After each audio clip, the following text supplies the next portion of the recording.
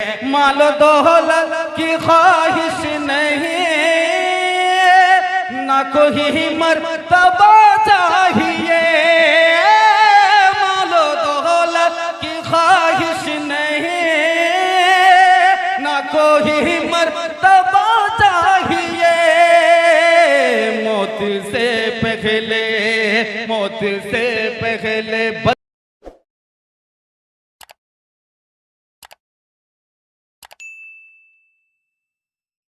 के हवाले से पैगाम आ रहा, सुनने के लिए तैयार है? दोनों हाथ उठाइए इंशाअल्लाह। शादी के बाद दाढ़ी रखेंगे, हाथ उठाइए इंशाअल्लाह। शादी के बाद बीवी रखने देगी? पहले ही समझ जाइएगा, ध्यान से सुनिएगा, जल्दी से निकल जाएगा। सीरत के हवाले 3 मिनट का पैगाम आपकी खिदमत में आ रहा है। अल्लाह सबसे बड़ा है, लेकिन उसके घर खाना काबा को देखिए इतना छोटा है। इस राज को एक लाइन में आपको सामने रखने के लिए जा रहा हूं। अल्लाह आपके इल्म में इजाफा फरमाए, मेरे मुताला को ताला फरमाए। ध्यान से सुनिए, अल्लाह सबसे बड़ा, उसका घर सबसे छोटा। जानते हैं वो बड़ा भी कर सकता था, लेकिन 7 चक्कर पूरा करने में बाप से भेंट हो जाती। उसकी कितनी बड़ी मेहरबानी है, इतना बड़ा होने के बावजूद इतना छोटा घर बना दिया।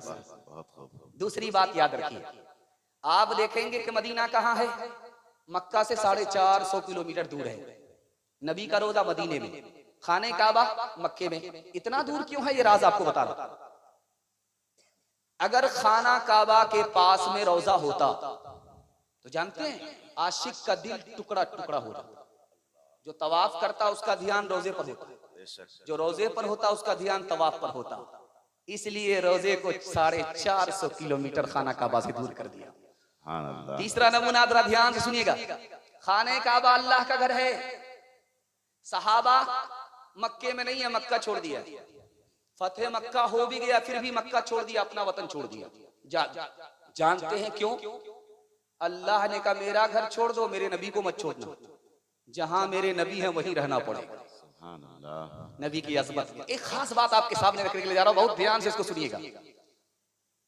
अल्लाह के रसूल मेराज में गए तो देखा हजरत इब्राहिम टेक लगा करके बैठे हुए। करीब भी आ गए फिर भी खड़े नहीं हुए, और करीब आ गए फिर भी खड़े नहीं हुए, और करीब आ गए फिर भी खड़े नहीं हुए। बैठे के बैठे रहे, टेक लगा करके रहे। इतना बड़ा नबी आया, टेक लगा करके रहे, खड़े नहीं हुए। जैसे हमारे नबी ने सलाम किया, खड़े हो गए, गले लगा लिया। क्या मतलब है भाई?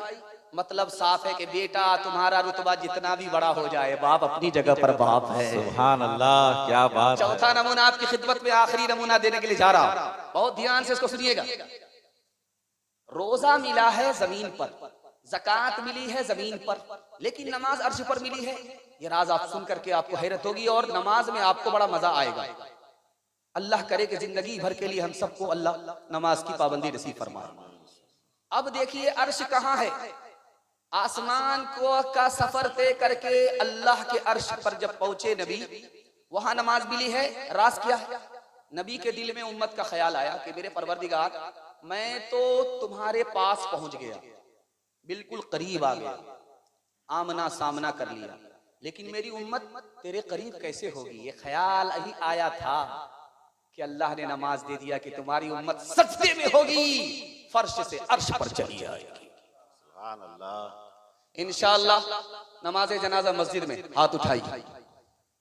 ये देखिए 2-4 हमारी तरह हाथ उठा रहे हैं। मायूस नजर आते हैं मस्जिद के मनारे, आता ही नहीं कोई मुअज्जिन के पुकारे।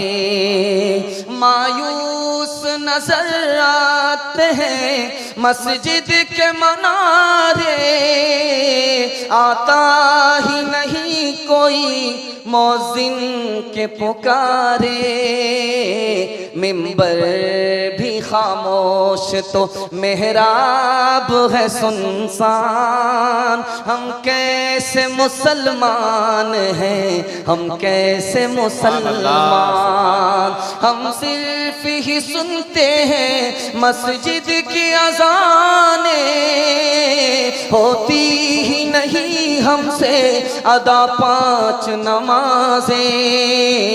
आबाद ही रहे मक्का और मस्जिद वीरान। हम कैसे मुसलमान हैं, हम कैसे मुसलमान। सुभान अल्लाह, सुभान। फिक्र आखिरत के हवाले से चौथा पैगाम। आधा जलसा आपका निकल चुका है, आप हमें मोहब्बत की निगाह से देख रहे हैं, इतना बड़ा पहाड़ आपके सर से हल्का हो रहा है। अल्लाह आपको जज़ाए खैर दे, हर मुश्किल को अल्लाह आसान फरमाए। चौथा पैगाम आपकी खिदमत में आ रहा, ध्यान से इसको सुनिएगा।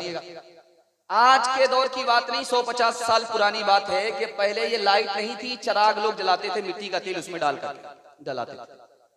हवा आती थी, चराग बुझ जाता था, तो उसको 100 बार जलाते थे, 100 बार बुझता था, 100 बार जलाते थे, कोई बड़ी बात नहीं। लेकिन चराग जल रहा था, आंधी आई, चराग बुझ गया, तो एक बड़े मियाँ रोने लगे, उनका नाम था बायजीद बुस्तामी। दुआ कीजिए अल्लाह पूरी मिल्लत से उनको जज़ाए खैर अता फरमाए। रोने लगे तो शागिर्द ने कहा कि इसमें परेशान होने की क्या बात है, चराग बुझ गया है, 100 मरतबा बुझा है, 100 मरतबा जला देंगे। यार बात वो नहीं है, जिस वक्त चराग गुल हुआ था तो अंधेरा हो गया था, और उस अंधेरे ने मुझे कब्र का अंधेरा याद दिला दिया। दूसरा नमूना फिक्र आखिरत के हवाले से आपकी खिदमत में लेकर के आ रहा हूं। अल्लाह के रसूल ने तो 4 सहाबी को बुलाया, कहा ये 100 रुपए लो, ये 500 रुपए लो, ये 200 रुपए लो। हजरत अली से कहा ये 1 रुपए लो। लोग आए चले गए। ठीक जब सूरज सर पर आया और जमीन इस तरह खोलने लगी जैसे चूल्हे की आग खोलती है, चूल्हा खोलता है, तो उन तमाम लोगों को बुलाया जिसको मैंने पैसा दिया था, खड़े हो जाओ नंगे पैर और हिसाब दो कि वो पैसा कहां खर्च किया। अब नंगे पैर जब उस जमीन पर लोग पैर रखते हैं तो फोका निकल जाता है, आंवला निकलता, पैर जलने लगता। तो पैर जल रहा है, ध्यान आ नहीं रहा है कि पैसा कहां कहां खर्च किया। हजरत अली को बुलाया, कहा कि तुम बताओ कहां कहां खर्च किया। कहा फला जगह फला जगह फला जगह फला जगह फला जगह। अल्लाह के रसूल ने फरमाया कि ओ दुनियादारों, पैसा को जमा करने वालों, जितना ज्यादा पैसा होगा खर्च नहीं करोगे, हिसाब उतना मुश्किल होगा। जितना पैसा कम होगा, हिसाब उतना आसान होगा। तीसरा नमूना जरा ध्यान से आप सुनिएगा। कभी किसी को ताना मत मारिए, चाहे जितना बड़ा नाफरमान हो। हाथ जोड़ करके मैं आपसे कहता हूं, कबूलियत की घड़ी घूमती रहती है, अल्लाह उसे तो तौबे की तौफीक दे देता है, ये आदमी बर्बाद हो जाता है। 2 मंजिला मकान है, 2 भाई ने बांट लिया, छोटा भाई नीचे, बड़ा भाई ऊपर।